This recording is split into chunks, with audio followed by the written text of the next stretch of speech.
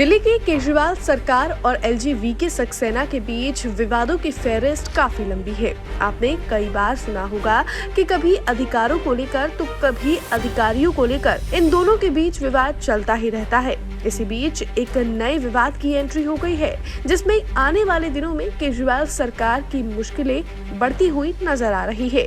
जी हां, इस मामले में दिल्ली के LG विनय कुमार सक्सेना ने केजरीवाल सरकार द्वारा खरीदी गई और आपूर्ति की गई गैर मानक दवाओं के मामले में CBI जांच कराने की सिफारिश कर दी है। अब ये पूरा मामला क्या है, चलिए ये आपको विस्तार से समझाते हैं।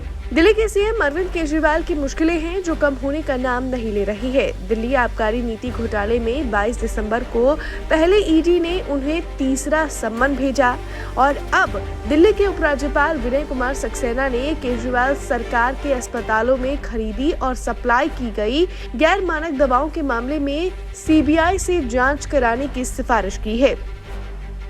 आपको बता दें, लोकसभा चुनाव से पहले ये केजरीवाल सरकार के लिए किसी बड़े झटके से कम नहीं है। सूत्रों की माने तो LG ने मुख्य सचिव को लिखे अपने नोट में ये उल्लेख किया है कि ये चिंताजनक है कि ये दवाएं लाखों मरीजों को दी जा रही हैं।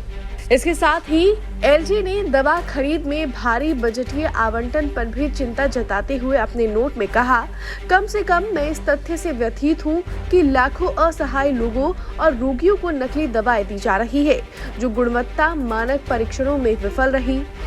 दिल्ली स्वास्थ्य सेवा DHS के तहत केंद्रीय खरीदी एजेंसी CPA द्वारा खरीदी गई इन दवाओं को दिल्ली सरकार के अस्पतालों में आपूर्ति की गई थी और हो सकता है कि इन्हें मोहल्ला क्लिनिकों में भी सप्लाई किया गया हो।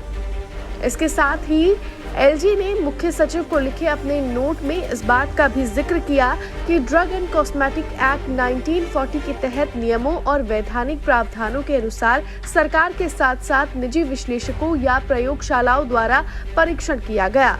ये विफल रहे हैं और ये क्वालिटी स्टैंडर्ड्स के मानकों पर खरे नहीं उतरे हैं। वैसे आपको बता दें कि इन दिनों दिल्ली में केजरीवाल सरकार कथित आबकारी नीति घोटाला मामले में भी खूब सुर्खियों में है। आम आदमी पार्टी के कई नेता जांच के घेरे में हैं। हाल ही में डिप्टी CM मनीष सिसोदिया और MP संजय सिंह को अदालत ने झटका देते हुए उनकी जुडिशियल कस्टडी बढ़ा दी। दोनों का नया साल इस बार जेल में ही बीतने वाला है।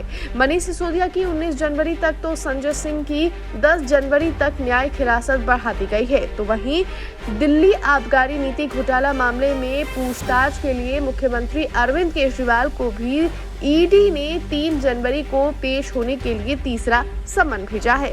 बहरहाल अब देखना होगा कि इस पूरे मामले पर दिल्ली की सियासत में किस तरह का घमासान आने वाले दिनों में देखने को मिलेगा। ब्यूरो रिपोर्ट, दिल्ली तक।